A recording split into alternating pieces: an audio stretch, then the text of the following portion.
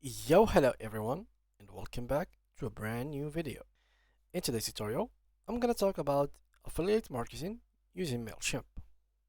Now, there is a couple of rules that you need to understand before we proceed with this video.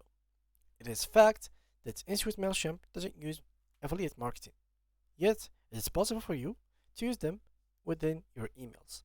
As you can see here, affiliate marketing as an industry is prohibited under the terms of use, but affiliate links are usually fine to use in Mailchimp emails. They understand that the difference here isn't super clear, so they are happy to provide further explanation. Now, what it is included in this area is basically what I said. You can use affiliate links in your email, but it is prohibited for Mailchimp to use them by themselves.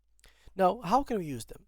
Well, what you can do is to create a bulk email that you're going to send them to many people. I'm going to use this affiliate email. So let's name it email affiliate, and let's go with begin. So with this email that I'm going to create, I'm going to include a link within the content. So I'm going to start from scratch and I'm going to add the link. So here we go. Let me show you how we can add links in our affiliates or our emails. So normally how I do that is basically remove this area and I'm going to add a button. This button is going to serve as click here or buy now or whatever you want. For example, let's say that you are promoting a product. Here we have the picture and here we have buy now.